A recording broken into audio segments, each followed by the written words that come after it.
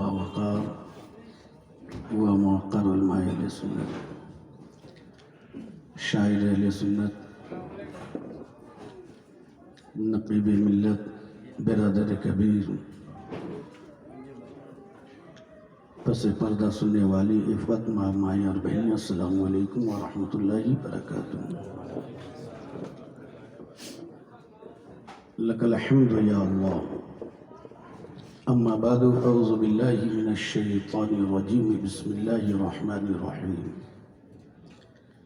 انما یخشی اللہ من عبادہ العلماء، فقال النبی صلی اللہ تعالی علیہ وسلم العلماء ورثۃ الانبیاء۔ آمنت باللہ، صدق اللہ العلی العظیم، وبلغنا رسولہ النبی الامین المکین الکریم، ونحن على ذلك لمن الشاہدین والشاکرین والحمد للہ رب العالمین۔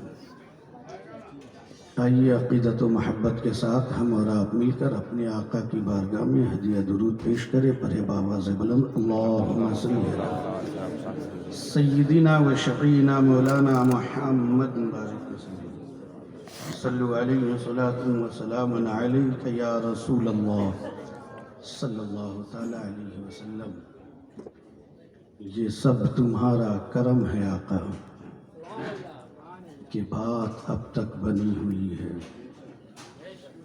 اور کسی نے کہا تھا نگاہ مرد مومن سے بدل جاتی ہے تقدیریں، جو ہو ذوق یقی پیدا تو کٹ جاتی ہے زنجیریں۔ اور نگاہ مومن سے بدل جاتی ہے تقدیریں، جو ہو ذوق یقی پیدا تو کٹ جاتی ہے زنجیریں۔ اور نگاہ ولی میں وہ تاثیر دیکھی، بدلتی ہزاروں کی تقدیر دیکھی۔ حضرات محترم، یہ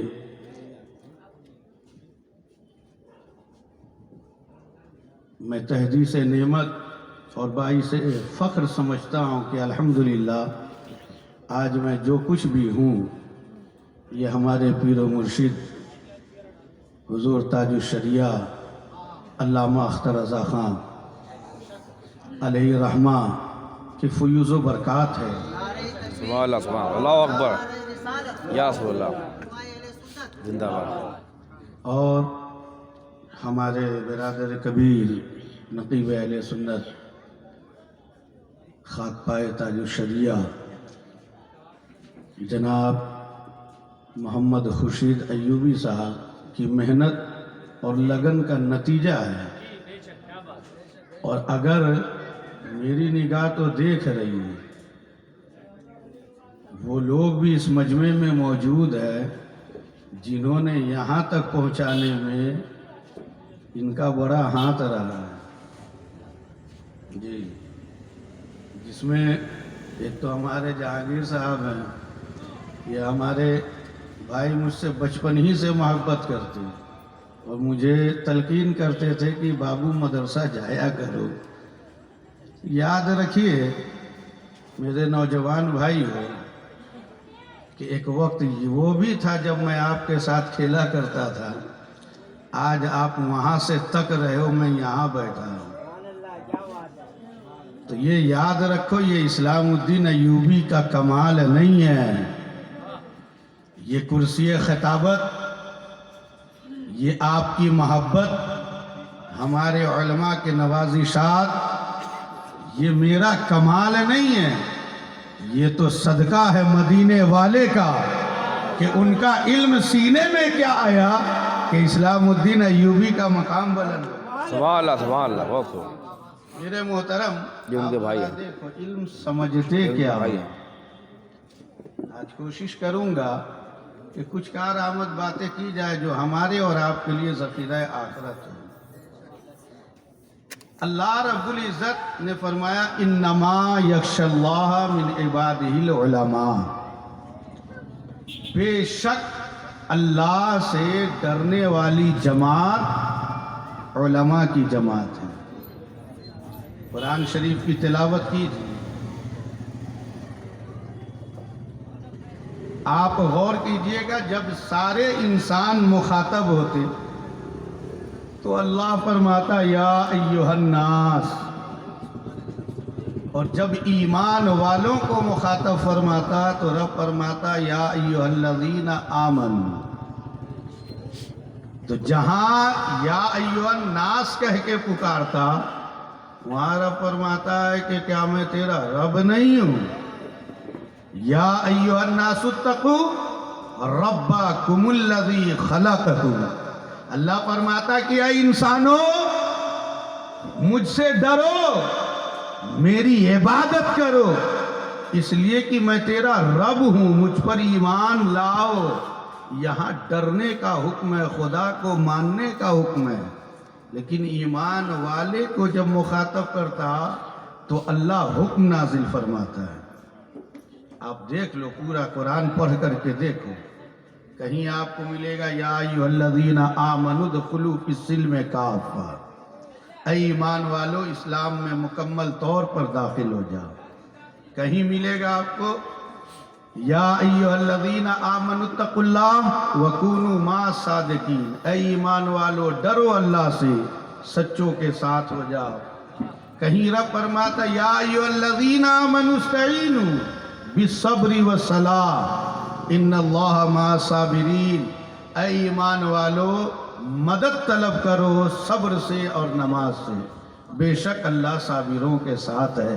تو آپ ذرا غور کیجئے میرے بھائیو کہ اللہ رب العزت جب مخاطب فرماتا نا، بالکل ذہن کو حاضر رکھیں، اور جو میں آپ کو جملے دے رہا ہوں اسے دل کی تختی پر نوٹ کرو۔ آپ غور فرمائیں کہ اللہ رب العزت فرماتا انما یخشی اللہ من عبادہ العلماء، کہ بے شک اللہ سے ڈرنے والی جماعت علماء کی جماعت ہے۔ تو آپ غور کیجئے کہ انسان بہت سارے، انسان کے طبقات الگ، انسان کے منازل الگ، مراتب الگ۔ آپ دیکھو کوئی پیشے سے ڈاکٹر ہے، کوئی پیشے سے انجینئر ہے، کوئی پیشے سے جج ہے، کوئی پیشے سے وکیل ہے، کوئی پیشے سے ماسٹر ہے، مگر آپ ذرا غور کرو کہ اللہ رب العزت نے کسی اور کو نہیں فرمایا، بلکہ اللہ فرماتا ہے، گویا کہ اللہ سند عطا فرما رہا ہے کہ اللہ نے فرمایا کہ اگر مجھ سے ڈرنے والی جماعت روئے زمین پر کوئی ہے تو وہ علماء کی جماعت ہے۔ تو آپ ذرا غور کرو کہ اللہ رب العزت نے فرمایا۔ اب ذرا آپ یاد رکھو کہ اللہ نے فرما دیا کہ اللہ سے ڈرنے والی جماعت علماء کی جماعت ہے، تو یاد رکھیے میرے بھائی کہ جس کی اہمیت ہوتی ہے نا اسی کی نقل کی جاتی ہے، جس کی کوئی اہمیت نہیں ہوتی اس کی نقل بھی کوئی نہیں کرتا۔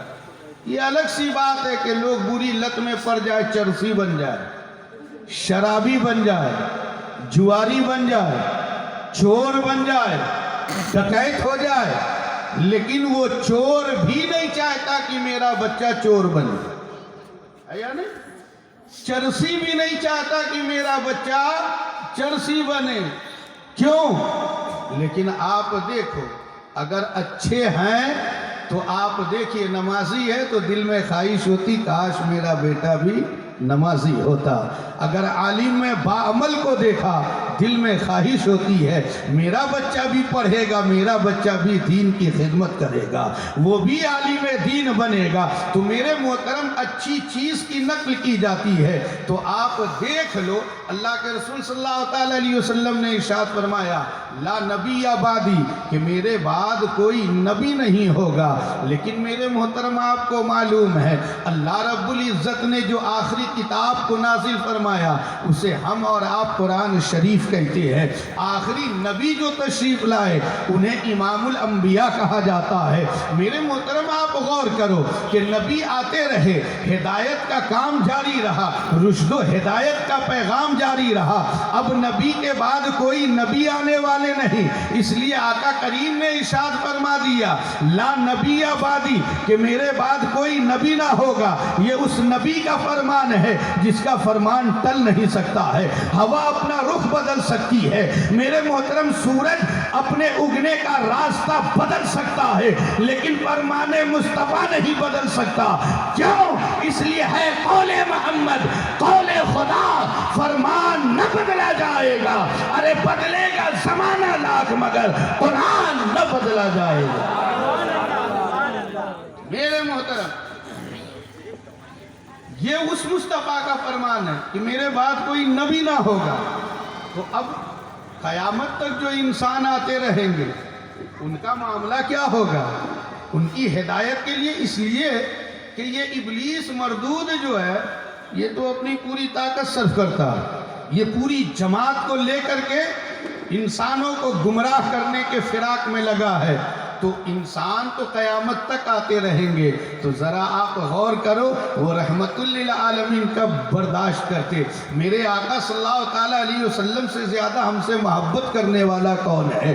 آپ ذرا دیکھو، پوری دنیا میں دیکھ لو گے کوئی انسان نہیں ہے جو میرے نبی سے زیادہ ہم سے محبت کرے۔ نبی پاک صلی اللہ تعالیٰ علیہ وسلم نے ارشاد فرمایا اے لوگوں سنو، میرے بعد تو کوئی نبی نہیں آنے والے، لیکن ہاں جو کام اللہ رب العزت بنی اسرائیل کے نبیوں سے لیتا تھا وہی کام میری امت کے علماء سے لے گا، میری امت کے علماء سے لے گا۔ تو پتہ یہ چلا کہ علماء قیامت تک موجود رہیں گے، اس لیے کہ جب تک ایک بھی اللہ کا سچا بندہ روئے زمین پر موجود ہوں گے اس وقت تک قیامت برپا نہ ہوگی، اس وقت تک قیامت برپا نہ ہوگی۔ تو میرے محترم اب ذرا غور کرو کہ علماء کی جماعت موجود ہوگی۔ اب ظاہر سی چیز ہے کہ جو علماء کی جماعت موجود ہوگی، آپ پوچھو تو آپ کو بتائیں گے۔ آپ نے دیکھا ہوگا اس جملے کو بالکل جو ہے دل کے دریچے کو کھول کر دل پہ نقش کر لیجئے۔ میرے محترم ذرا غور فرماؤ، علماء کرام کی موجودگی میں پوری ذمہ داری کے ساتھ کہتا ہوں، یاد رکھو اگر کوئی جاہل ہے تو وہ اللہ کا ولی نہیں ہو سکتا ہے، اور اگر اللہ کے ولی ہیں تو وہ جاہل نہیں ہو سکتا۔ بہت خوب، کوئی جاہل تکبیر، اللہ اکبر، نعرہ رسالت، یا رسول اللہ، نعرہ رسالت، نور مجسم کانفرنس، سبحان اللہ سبحان اللہ۔ تو آپ نے بات سمجھ لیا نا؟ بات سمجھ میں آ رہی ہے؟ کوئی جاہل اللہ کا ولی نہیں ہو سکتا، اور اگر وہ اللہ کے ولی ہیں تو وہ جاہل ہو ہی نہیں سکتے۔ سمجھ رہے ہیں؟ اب آپ دیکھو، نبیوں کے سردار ہمارے اور آپ کے آقا، ولیوں کے سردار سیدنا غوث اعظم رضی اللہ تعالی۔ تو اگر حدیث مانتے ہو، آج لوگوں کو کہا جاتا نا کہ ہم حدیث مانیں گے، قرآن مانیں گے، تو بھیا حدیث مانو گے تو کرامتوں کا انکار کیا ہے کرتے ہو؟ کرامتوں کا انکار کیوں کرتے ہو؟ ہاں، جھوٹی کرامتوں کا انکار تو میں خود کرتا ہوں۔ جھوٹی کرامت ہوتی ہی نہیں ہے، اگر کرامت ہے تو وہ حق ہے، جھوٹی کرامت نہیں ہو سکتی، وہ شعبدہ بازی ہوگی، جسے ہمارے علماء کہتے ہیں کہ استدراج ہے۔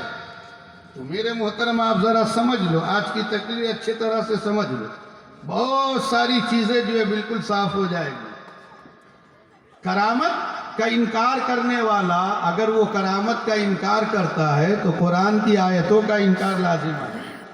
اگر ولی کو مانتے ہو تو ولی کی کرامت کو بھی مانو نا، اس لیے کہ کرامتیں تو قرآن کے دامن میں محفوظ ہے، قرآن کے دامن میں محفوظ ہے۔ آپ کیا کہو؟ تو آپ ذرا غور کرو، ذہن کو بالکل قریب رکھو اور دیکھو۔ آپ کو معلوم ہے حضرت سلیمان علیہ السلام کا واقعہ قرآن میں موجود ہے۔ حضرت سلیمان علیہ السلام نے فرمایا نا کہ مجھے تخت بلقیس چاہیے، مجھے تخت بلقیس چاہیے. تو اس میں کہا، اس لیے حضرت سلیمان علیہ السلام کی حکومت سب پر تھی، چاہے پرندے ہو، درندے ہو، جن ہو، انسان ہو. ایک جن کھڑا ہوا، کہا کہ حضور میں تخت بلقیس حاضر کر دوں گا. آپ نے فرمایا کتنی دیر میں؟ اس نے کہا آدھے پہر میں، آدھے پہر میں. جبکہ روایتوں میں مختلف ہے، کسی نے کہا کہ 1 مہینے کی مسافت پر، کسی نے کہا کہ 2 مہینہ. لیکن آپ سمجھ لو کہ جب اس نے یہ کہا، اس جن نے کہا کہ میں 1 پہر گزرنے سے پہلے لا دوں گا، تو حضرت سلیمان علیہ السلام فرماتے کہ مجھے اس سے بھی جلدی چاہیے، مجھے اس سے بھی جلدی چاہیے. تو آپ کو معلوم ہے وہ شخص کھڑے ہوئے جو اللہ کے ولی تھے، وہ کھڑے ہوئے جو اللہ کے ولی تھے. انہوں نے کہا کہ حضور میں حاضر کر دوں گا. آپ نے فرمایا کہ کب تک حاضر کر دو گے؟ تو وہ کہتے آپ پلک جھپکیں گے بعد میں تخت بلقیس سامنے. آپ ذرا سوچو کہ پلک جھپکنے میں کتنی دیر لگتی ہے. اب ذرا غور کرو، یہ میں لب بازی نہیں کر رہا، یہ قرآن کی آیت کا ترجمہ ہے. پڑھو 19ویں پارے کی تلاوت کرو. آج ہمارا معاملہ ہے، ہم پڑھتے نہیں ہیں اور بکراتی زیادہ کرتے. تو آپ ذرا غور کرو کہ جیسے ہی انہوں نے کہا، آپ کو معلوم، علماء سے پوچھو، اس لیے کہ میں آپ کو بہت تیزی سے بہت ساری چیزیں بتانا چاہتا ہوں، عقیدہ آپ کا درست کرنا چاہتا ہوں، اس لیے میں جلدی جلدی بیان کر رہا ہوں. آپ جلدی جلدی سماعت کرو اور دل میں سموتے چلے جاؤ. میرے محترم ذرا غور فرماؤ. اب اس کے بعد انہوں نے جیسے ہی یہ عرض کیا کہ پلک جھپکنے سے پہلے، علماء فرماتے ہیں کہ تخت بلقیس کہاں موجود ہے. آپ کو معلوم ہے 1 مہینے تیز رفتار سواری میں چل کر جائے تو 1 مہینے میں پہنچے گا، 1 مہینے میں واپس آئے گا. اور تخت بلقیس کہیں اور نہیں بلکہ 7 دیواریوں کے بیچ میں ہے، یعنی کہ چاروں جانب سے دیوار ہے. پھر اس کے بعد تالا لگایا گیا، پھر اس کے اندر 4 دیواری ہے، پھر اس دروازے پہ تالا لگایا گیا. میرے محترم اس طرح سے 7 دیواروں کے اندر، اور اس کے بعد اس تخت بلقیس کو 1 لمحے میں پلک جھپکنے سے پہلے آپ لا کر کے حاضر کر دیتے ہیں. جیسے ہی آپ نے حاضر کیا ہے، حضرت سلیمان علیہ السلام نے دیکھا، دیکھتے ہی فرماتے ہیں ھذا من فضل ربی، کہ یہ میرے رب کے فضل سے ہے. حضرت سلیمان علیہ السلام کہتے ہیں کہ مولا تیرا لاکھ لاکھ شکر ہے کہ تو نے ہماری جماعت میں، ہماری امتیوں میں جو میرا تابعدار ہے اسے تو نے اتنا علم عطا کیا ہے. تو آپ ذرا غور کرو، اس وقت حضرت سلیمان علیہ السلام نے یہ جملہ کہا تھا ھذا من فضل ربی، جو آج بھی قرآن میں موجود ہے. لیکن افسوس ہے مسلمانوں پر کہ سود کی کمائی سے، حرام کی کمائی سے بلڈنگ بناتے ہیں اور اس بلڈنگ پر لکھ دیتے ھذا من فضل ربی. مجھے بتاؤ یہ تمہارا لکھنا کہاں تک جائز ہے؟ سبحان اللہ، سبحان اللہ، بہت خوب. تکبیر، نعرہ رسالت، یا رسول علماء اہل سنت، زندہ باد. نور مجسم کانفرنس، حضرت علامہ مولانا اسلام الدین ایوبی صاحب قبلہ، زندہ باد. مفکر اسلام. سبحان اللہ، سبحان اللہ. میرے محترم آپ غور کرو، کیا کرامت کا انکار کرو گے؟ اگر انکار کرو گے تو قرآن کا انکار لازم آگے، اور قرآن کا انکار کرنے والا مسلمان رہے گا. تو اب پتہ یہ چلا کہ ولی بھی حق ہیں، ان کی کرامتیں بھی حق ہیں. تو آپ ذرا غور کرو کہ میرے نبی نے کیا فرمایا کہ جس طرح میں تمام انبیاء میں افضل و اعلیٰ ہوں، اسی طرح سے میری امت کے ولی تمام نبیوں کے ولیوں سے افضل و اعلیٰ ہیں. تو ذرا غور کرو، ہم تو سیاہ میں دل جلا سبت اللہ لین میں بیٹھ کر اگر ہم غوث اعظم کو پکارے، اگر بغداد سے مدد کو اگر غوث اعظم پہنچ جائے تو تم کہتے ہو یہ کیسے ہو سکتا ہے؟ جب بنی اسرائیل کے ولی پلک جھپکتے ہی تخت بلقیس لا سکتے ہیں تو غوث اعظم بھی ہم غلاموں کی فریاد سن سکتے ہیں. بہت خاص سبحان اللہ. تو آپ ذرا غور کرو کہ ان کی کرامتوں کو مانو گے، جو ان سے بھی اعلیٰ ہے ان کی کرامتوں کو نہیں مانو. اس لیے تو میں کہتا ہوں کہ خدا جب دین لیتا ہے تو عقلیں چھین لیتا ہے. بات سمجھ میں آتی نہیں. تو میرے محترم آپ ذہن کو اور قریب کرو. آپ دیکھیے ولی، آپ کو معلوم ہے ولی ہوتے کون ہیں؟ ولی کہتے کسے ہیں؟ اب تو ہم لوگوں کا معاملہ یہ ہے، اب اتنی کرامتیں بیان کی جاتی جتنی کرامتیں غوث اعظم کی لوگ بیان نہیں کرتے. دو چار ٹھو کو رکھ لے گا، یہ خالی جو ہے کرامت بیان کرے گا، تنخواہ پر کرامتیں بیان. ہاں سمجھ رہے؟ یہ حال ہے. تو آپ سمجھ لو ولی ہوتے کون ہیں،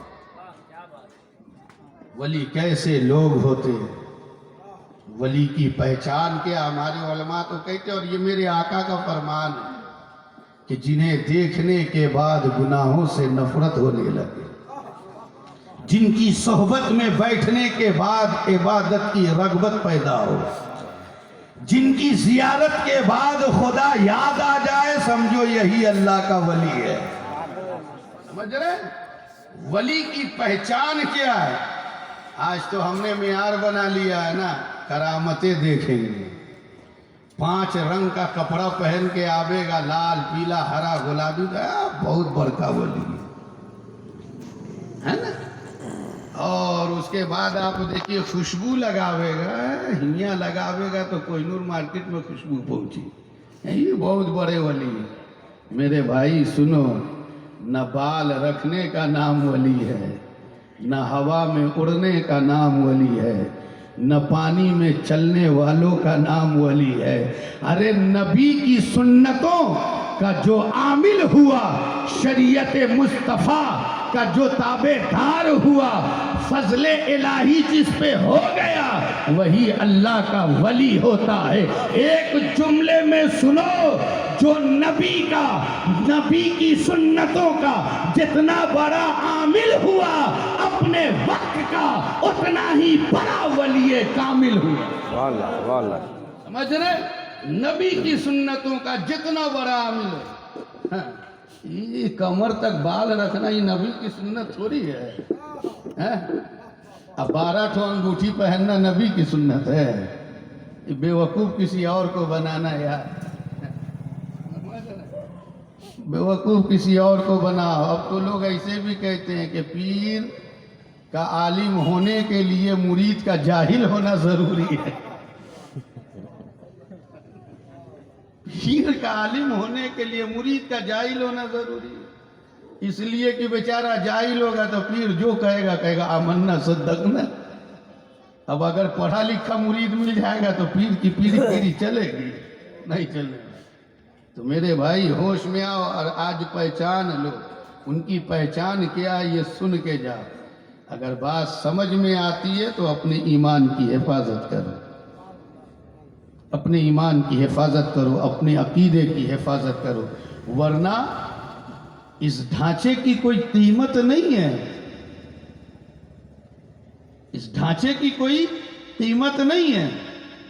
ہمارے اور آپ کے دل میں جو چھپا ایمان ہے اسی کی قیمت ہے، اور اسی کی سب بولی لگا رہے ہیں. اس لیے اپنے ایمان کی قیمت سمجھنے کی کوشش کرو. ہمارے علماء کہتے ہیں نا، اور کیوں ہمارے علماء کے پیچھے پڑے؟ جسے دیکھو سب سنیوں کے پیچھے پڑا. کا ہے اس لیے جب تک بکے نہ تھے کوئی پوچھتا نہ تھا، تم نے خرید کر ہمیں انمول کر دیا۔ سمجھ رہے ہیں؟ تو میرے محترم آپ دیکھیے کہ آج ہم لوگوں کا حال یہ، ہم تو کرامتیں دیکھتے ہیں نا، لیکن آپ دیکھو اللہ نے ہمیں کیا فرمایا، یا ایھا الذین آمنوا اتقوا اللہ وکونوا مع الصادقین، کہ آپ تقوی دیکھو، صداقت دیکھو۔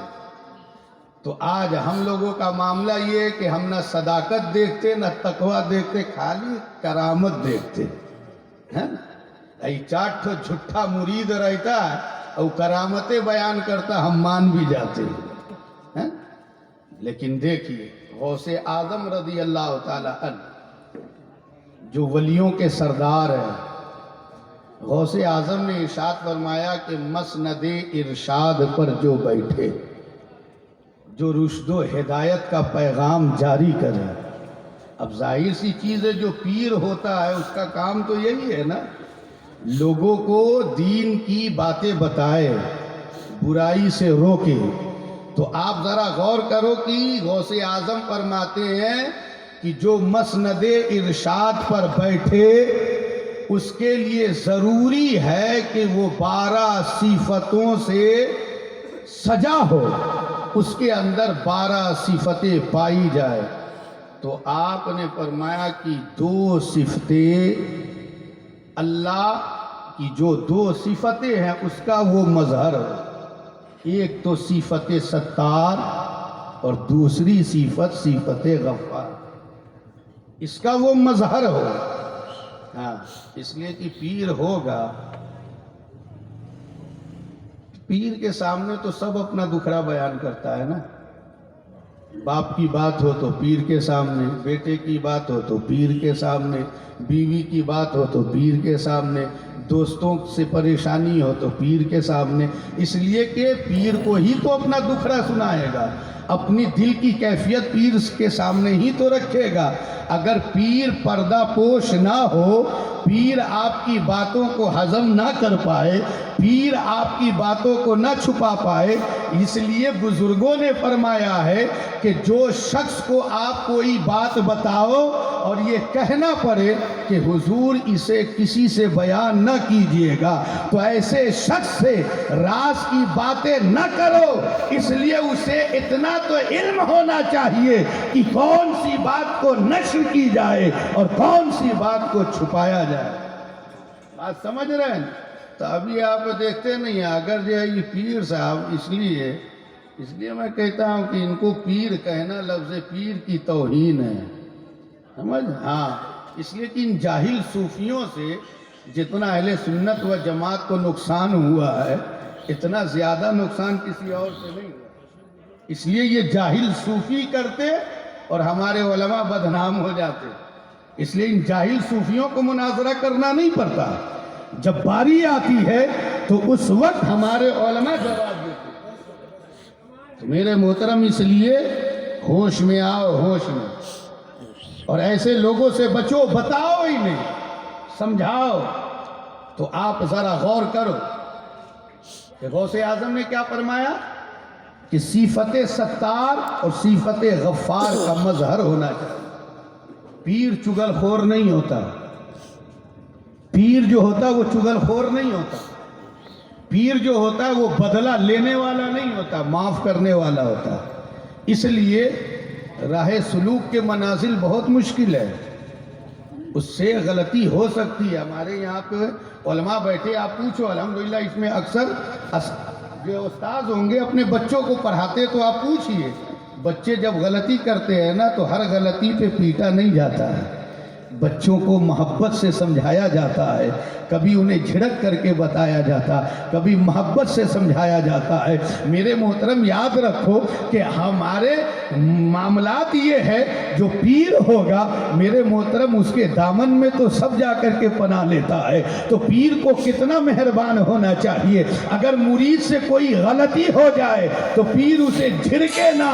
آج تو حال یہ ہو گیا ہے کہ